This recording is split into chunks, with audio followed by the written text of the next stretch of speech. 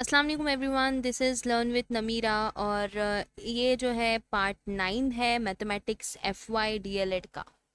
तो इस पार्ट में हम चैप्टर 2 को कवर कर रहे हैं और हमारा जो टॉपिक चल रहा है वो है कसीर, जो कि 2.10 है। ठीक है, अब यहाँ से हम शुरुआत करते हैं कसीर की। चैनल पे अगर आप नए हो तो चैनल को सब्सक्राइब करो और वीडियो को लाइक करो, तो मुझे ज़रा मोटिवेशन मिलेगा, मोटिवेट होंगी मैं, तो फिर और जल्दी जल्दी वीडियोज़ आएंगे। चलिए स्टार्ट करते हैं। कसीर। कसीर का मफहूम वो मिकदार जो मुकम्मल मिकदार में से कुछ मिकदार को जाहिर करती है, इसे कसीर कहते हैं। कसीर में लकीर के ऊपर लिखा हुआ आदाद शुमार कुनिंदा और लकीर के नीचे लिखा हुआ आदत नसबनुमा कहलाता है। जो लकीर के ऊपर लिखा हुआ होता है वो क्या होता है? शुमार कुनिंदा। और लकीर के नीचे जो लिखा हुआ होता है वो नसबनुमा होता है। दी गई शक्ल को दो बराबर हिस्सों में तकसीम किया गया है। देखिए, दी गई शक्ल है एक, समझ लीजिए स्क्वायर है, ओके। और इसको दो बराबर हिस्सों में यहाँ पर तकसीम किया गया है, बांटा गया है। इसमें से एक हिस्से में रंग भरा हुआ है और जो इसका आधा है इसे आधा पढ़ा जाता है, इसे आधा पढ़ा जाता है, बराबर। जो रंग भरा हुआ है वो आधा बीच में है ना, सेंटर में जो है इसके लाइन है, तो ये आधा हो गया। तो इस कसीर को हम क्या बोलेंगे? 1/2 बोलेंगे। ठीक है, इस 1/2 से जाहिर करते हैं। इसके बाद ये वाली तस्वीर को आप देखिए, फिगर को। तो इसमें क्या दिया हुआ है कि दी गई शक्ल के 4 बराबर हिस्से किए गए हैं और एक हिस्से में रंग भरा हुआ है, सिर्फ एक हिस्से में रंग भरा हुआ है, यानी 3 ऐसे छोड़े हुए हैं। इस हिस्से को हम क्या बोलेंगे? 4/1। 4/1 क्यों बोलेंगे? क्योंकि चार हिस्से जो है इस शक्ल के बराबर बांटे गए हैं, लेकिन एक ही हिस्से में जो है रंग भरा हुआ है, तो क्या बोलेंगे इसको? 4/1। इसे पाव कहते हैं, इसे पाव कहते हैं। और ये ऊपर वाला क्या था? ये आधा था। हाँ, ठीक है। चलिए नेक्स्ट पेज पे आइए, पेज नंबर 95 पे। अब ये शक्ल है, इसके भी 4 हिस्से हैं, है ना। सामने की शक्ल को 4 बराबर हिस्सों में तकसीम किया गया है। इस मैं थोड़ा जूम कर लेती हूँ इसको। इसमें से 3 हिस्सों में रंग भरा गया है। इस कसर को 3/4 से जाहिर करते हैं। क्यों? क्योंकि तीनों में रंग भरा हुआ है और एक को ऐसे ही छोड़ा हुआ है, तो ये चार चार बराबर शक्लें हैं इसकी, 4 बराबर इसमें लाइन बांटी गई है, तकसीम किया गया है इसको, और एक को ऐसे ही छोड़ दिया गया है। तो 4/3 में रंग है, इसलिए इसको क्या बोलेंगे? 4/3 से जाहिर करते हैं। और इसे हम क्या बोलेंगे? इसको बोलेंगे पौन। पढ़ा जाता है, यानी पौना जो होता है, पौना, वो इसको पढ़ेंगे हम। इस कसर में 3 को शुमार कुनिंदा और 4 को नसबनुमा कहते हैं। 3 को क्या बोलेंगे हम? शुमार कुनिंदा बोलेंगे, जो ऊपर रहता है, ऊपर की लकीर हम लोग ने जो पढ़े थे कि ऊपर जो रहता है वो क्या होगा? शुमार कुनिंदा होगा। और 4 क्या होगा? नसबनुमा। अब आपका क्लियर हो गया कि शुमार कुनिंदा क्या होता है, नसबनुमा क्या होता है। जो बटे में ऊपर होता है उसको हम बोलेंगे शुमार कुनिंदा, और जो नीचे होता है बटे के वो क्या होता है? नसबनुमा। जैसे कि आम कसर यहाँ पर देखेंगे हम, 1/2, 1/4, 3/4, इस तरह के कसरों को आम कसरे कहते हैं। अब ये कसर में हम, मुझे बताइए कि एक जो है वो क्या है? शुमार कुनिंदा है, ये नसब नुमा है, तो ये क्या है? शुमार कुनिंदा है। और 2 क्या है? नसब नुमा। फिर एक यहाँ पर क्या है? शुमार कुनिंदा। और 4 क्या है? नसब नुमा। 3 यहाँ पे शुमार कुनिंदा और 4 क्या है? नसब नुमा। तो इस तरीके से ये बात जो है वो क्लियर हो गई। अब मुरक्कब, चलिए मुरक्कब कसर। अब इस कसर में देखेंगे कि 2 1/4 या 3.5, यानी कि ये 3 और ये 1/2, तो 3.5 जैसी कसरों को मुरक्कब कसर कहते हैं। मसलन 4 सेब 3 अफराद में बराबर तकसीम करना है, हम 2 तरीके से बांट सकते हैं। अब यहाँ एक तरीका है, एक ये तरीका है, दूसरा तरीका, ये पहला तरीका है, दूसरा तरीका है। अब यहाँ पर हर सेब के 3 बराबर हिस्से कीजिए। हर सेब को 3 बराबर हिस्सों में कट करेंगे। इसके बाद हर सेब का एक हिस्सा यानी 1/3 हर एक को देंगे। अब इसमें से 1/3 हर एक को देंगे, ठीक है। इस तरह हर एक के हिस्से में 1/3 वाले 4 हिस्से आएंगे, ठीक है। अब यहाँ पे 4 आ जाएगा, हाँ। इसलिए हर एक को 1/3 ज़र 4 यानी 4/3 सेब मिले। तो ये इसका आंसर हो गया, यानी 4/3 बराबर 1 और ये 1/3। चलिए दूसरा तरीका जो है वो ज़्यादा इजी और ज़्यादा अच्छे से समझने वाला है कि पहले हर एक को पूरा सेब देंगे। अब यहाँ पे 4 सेब है ना, 3 लोगों को हमको बांटना है बराबर, तो हर एक को एक सेब दे देंगे। बचे हुए चौथे सेब के 3 बराबर हिस्से करेंगे, जो लास्ट में बच गया ना वो उसको 3 बराबर हिस्से कर देंगे, यानी वो 1/3 हो गया। हर एक को चौथे सेब का एक हिस्सा यानी 1/3 सेब दीजिए। हर एक के हिस्से एक पूरा सेब और 1/3 सेब आया, यानी हर एक को आ, 1 + 1/3 सेब मिला, यानी एक पूरा सेब मिला और एक कैसा मिला, तीसरा मतलब 1/3 का, यानी एक सेब का तीसरा हिस्सा एक एक को मिला। समझे? अब 1 + 1/3 ही को 1/3 लिखते हैं। ओके, अब यहाँ पे देखेंगे कि कसर का पढ़ना और लिखना, कसर का पढ़ना और लिखना कैसा होता है। मिसाल नंबर 1, है 2 को 2.75 पढ़ते हैं। अब यहाँ पे 2 अगर रहा तो इसको क्या पढ़ेंगे हम, 2.75। ओके, और ये है 3/4। इसके बाद नीचे आइए, मिसाल नंबर 2, कसर 10.5 को इस तरीके से लिखेंगे, यानी 10 हमको 10.5 अगर लिखना है, 3.5 अगर लिखना है, तो वो सब कैसे हो जाएगा कि 10 लिखेंगे हम, आगे लगा देंगे 1/2, तो हो गया, वो आधा हो गया ना उसका, तो वो हो गया 10.5। 3 अगर रहेगा, 4 अगर रहेगा, तो उसके आगे हमको लगाना है 1/2, तो वो हो जाएगा 2.5, 3.5, 4। सवालात, रंग भरे हुए हिस्से को कसर की सूरत में लिखिए। ये कितने टोटल, पहले टोटल गिनेंगे, 1 2, नसब नुमा हम मालूम करेंगे पहले, 1 2 3 4 5, 5, और उसमें से कितने भरे हुए हैं, 3 भरे हुए हैं, तो 3/5। अब यहाँ पर देखेंगे 14/18 को पढ़े। ये कुछ सवालात दिए हुए हैं, आप लोग देख लीजिए थोड़े मश्क के लिए, आपको समझने के लिए।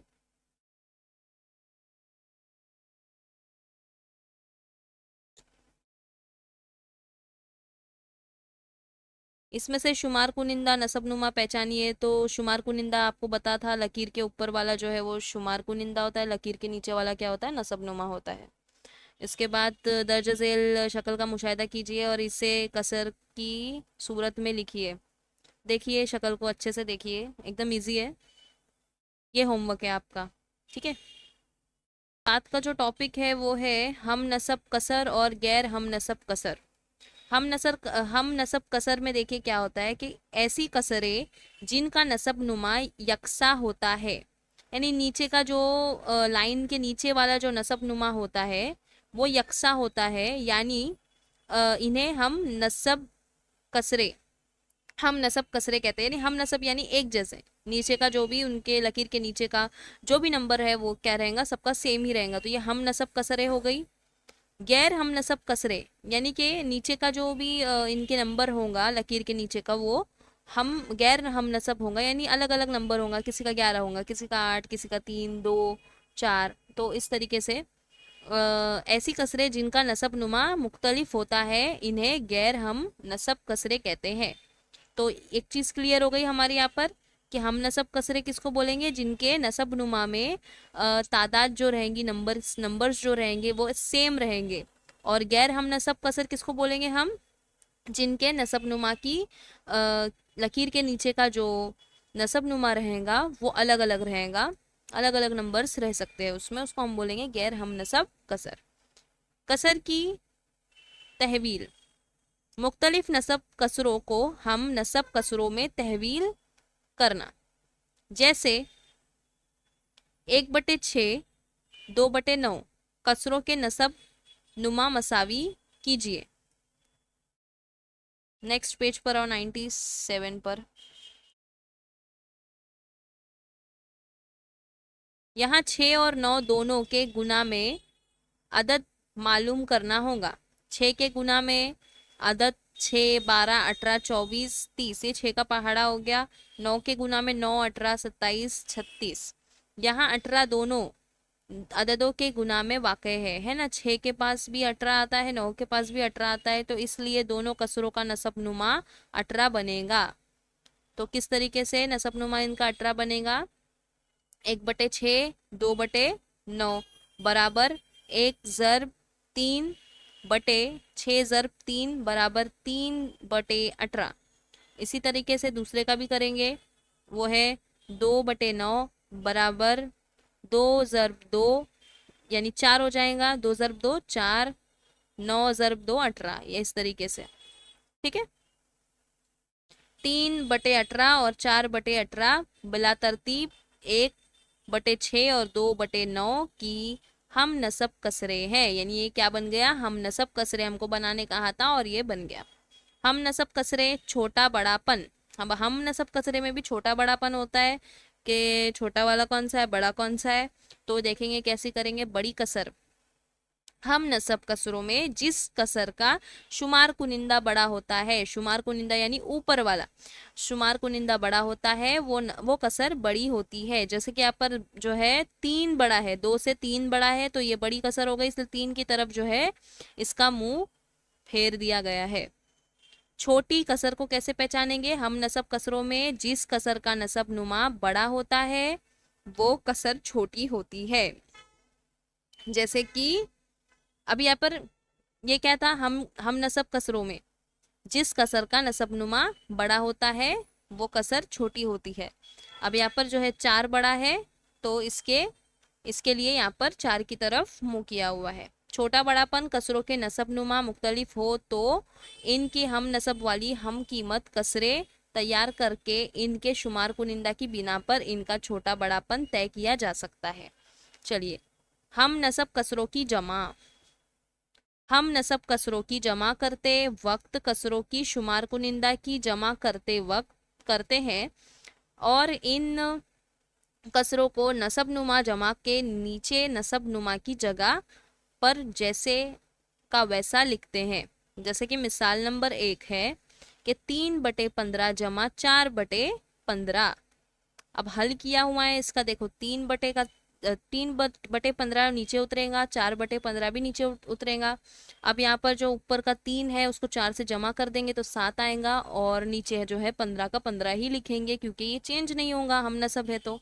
मिसाल नंबर 2 वैसे उसी तरीके से ये भी की हुई है, देखते हैं इसको एक बार। 2/9 जमा 7/9, 2/9 7/9 को बराबर वैसे ही लिख देंगे, और 2 और 7 को जमा कर देंगे तो कितना आएगा? 9 आएगा, और नीचे 9 ऑलरेडी है तो ये हो गया बराबर 1। कसर का शुमार कुनिंदा और नसब वही नुमा वही होता है हो तो इसके कसर की कीमत 1 होती है। शुमार कुनिंदा और नसब नुमा देखो सेम सेम है ना, 9, इसलिए यहाँ पर जो है बराबर 1 आया है। चलिए, पेज नंबर 98।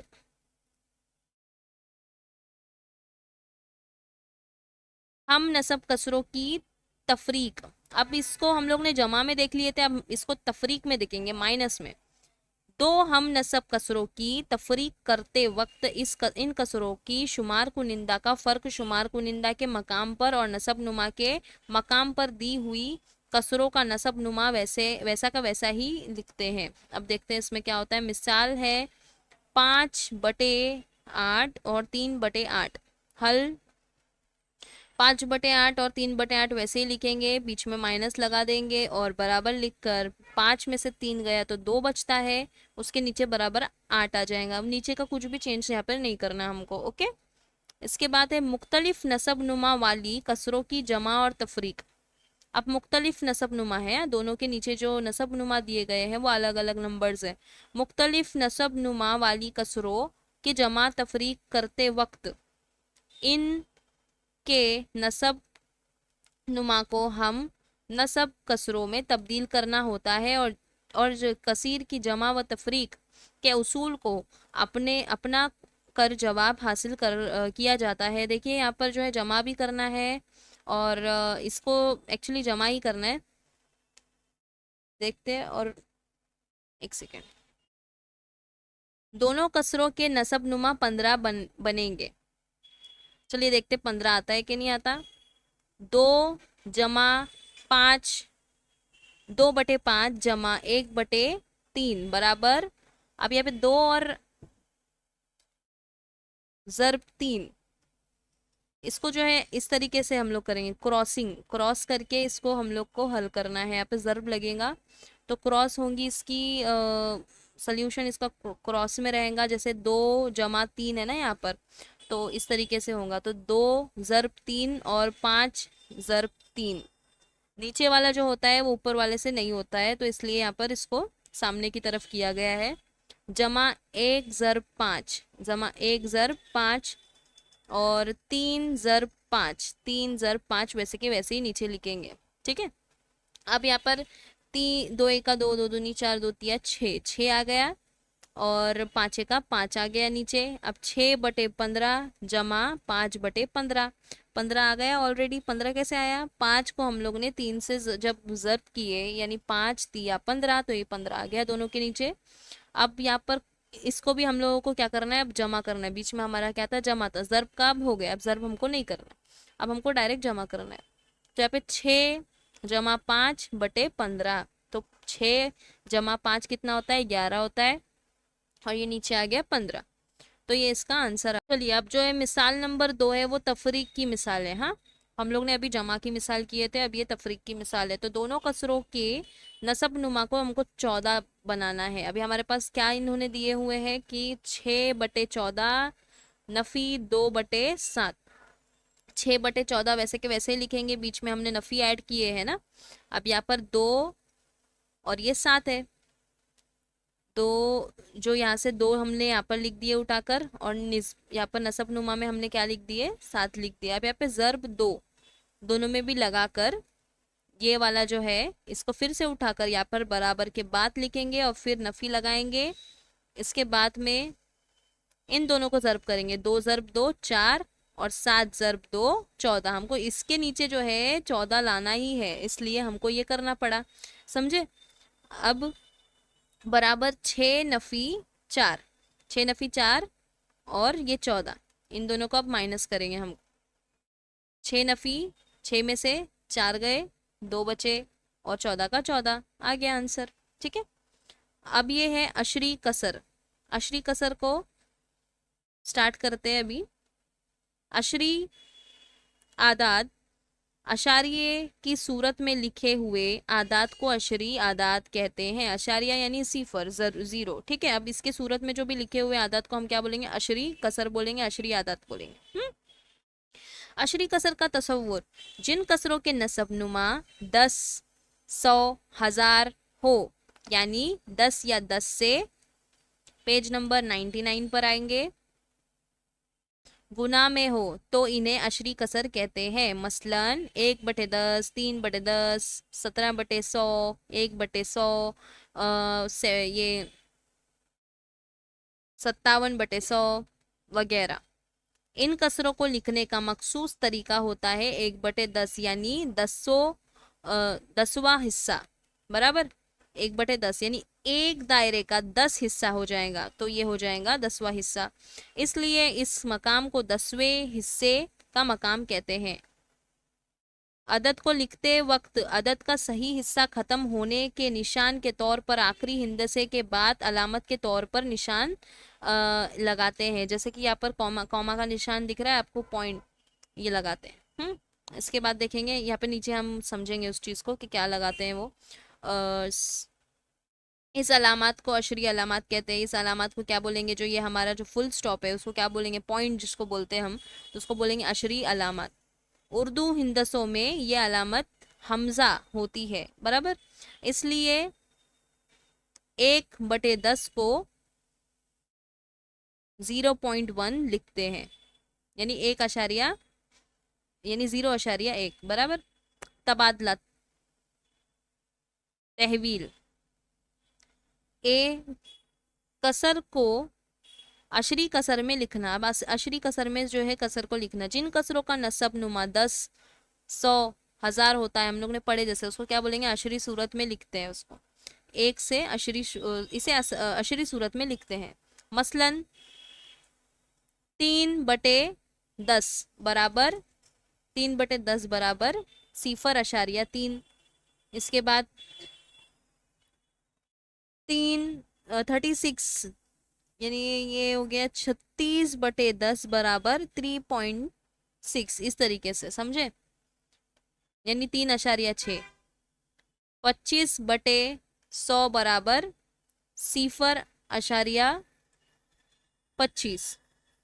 फिर है 75 है ये, तो 75/100 बराबर 0.75 वगैरह अशरी अलामत लगाने के लिए दर्ज झेल तरीके इख्तियार करते हैं। अब ये है नसब नुमा 10, 100, 1000 में होना चाहिए, तभी ये वाला जो है पॉइंट में आंसर आता है, समझे, अदरवाइज नो।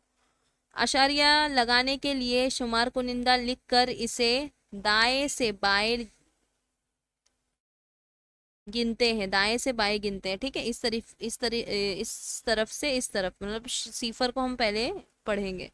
नसब नुमा में जितने सीफर होते हैं इतने अदद के बाद अशरी अलामत लगाते हैं। मसलन यहाँ पर है मिसाल नंबर 1 कि 4/10 के नसब नुमा में एक सीफर है ना, 10 आया तो एक सीफर है। अब 4 लिखकर इससे पहले अशरी अलामत लगाते हैं, जो कि क्या होगा, 0.4 नजर आएगा। अशरी अदद को सही तौर से पढ़ने के लिए सीफर लिखा जाता है। क्या लिखा जाता है, जैसे मैंने पढ़ी अभी 0.4, तो उसी तरह से सीफर पढ़ा जाता है उसको। जैसे कि 23/10, तो ये हो गया 2/3। 23/100, तो ये हो गया 0.23। 23/1000 हो गया, तो ये हो गया 0.023, ठीक है। गैर अशरी कसर को अशरी कसर में तहवील करना। अब गैर अशरी कसर को अशरी कसर में कैसे तब्दील करते, क्या है, जिन कसरों का नसब नुमा 10, 100, 1000 नहीं होता वो गैर अशरी कसर होती है, ठीक है। जो अशरी कसर होती है उसमें क्या होता है, हमने पढ़े कि 10, 100 और 1000 उसका जो है नसब नुमा होता है। इन आम कसरों को अशरी तरीके में लिखने के लिए इनको 10 नसब नुमा वाली हम कीमत कसर में तहवील करते हैं। एक सेकेंड रुको, पेज नंबर 100 चलेगा। अब तब्दील करना होता है, दी हुई कसर को अशरी कसर में तहवील करना। आम कसर है, कितनी है ये, 2/5 को 10 नसब नुमा वाली हम कीमत कसर में तब्दील करना और अशारिया लगाना। मसलन यहाँ पर देखेंगे कि ये 2 है, 2/5 बराबर, अब यहाँ पर हमने 2 ज़रब 2 कर दिए, बटे 5 ज़रब 2, ये 2 2 कितना हो गया, 4 हो गया, 2 1 2 2 दूनी 4, और ये 5 1 5 5 दूनी 10 बराबर।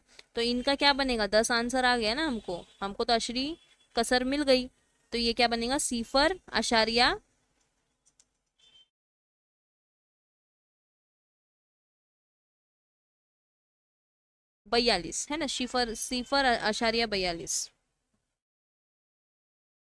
इसके बाद वाला देखते हैं मिसाल क्या है। 3/25 बराबर 3/25। अब 3 ज़रब 4 यहाँ पर लिख देंगे और 25 ज़रब 4 लिख देंगे, ठीक है।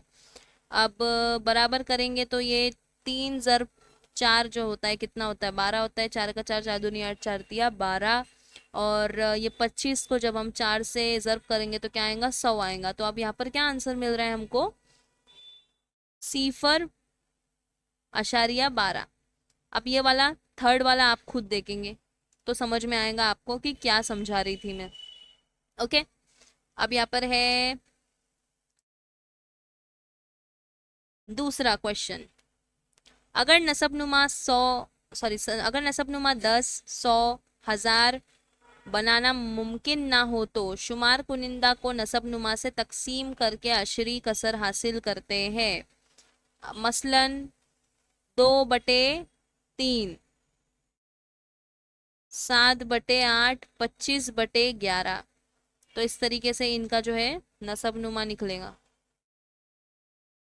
अशरी कसर निकलेंगी, जो कि हासिल हमको होंगी 0.6666। तो ये नॉन स्टॉप चलता ही रहेगा।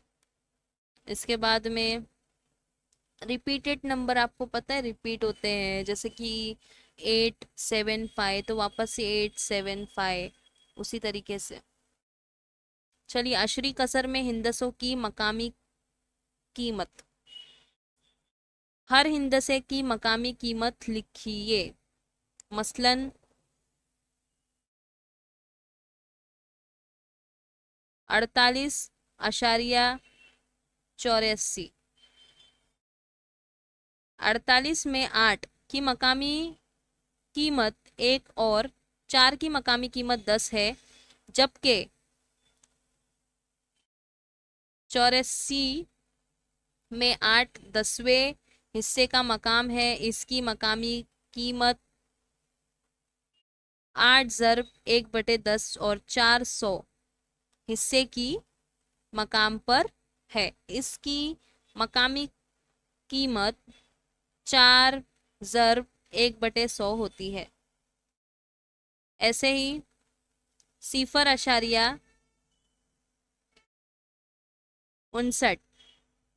5 की कीमत, मकामी कीमत 1/10।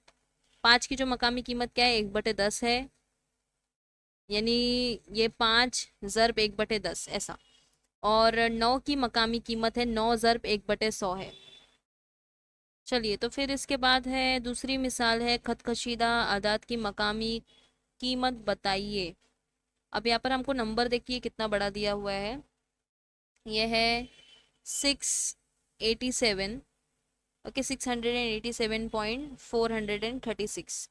अब यहाँ पर जो है 3 अशारिया के बाद, यानी 3 अशारिया यहाँ पर ये कट गया ना, यहाँ पे अशारिया के बाद दूसरे मकाम पर है, इसकी मकामी कीमत कितनी होंगी, 1/100 होंगी। बराबर 100 में हो जाएगा ना इसका हिसाब, इकाई दहाई सैकड़ा, तो यहाँ पर 100 में हो जाएगा। चलिए, पेज नंबर 101।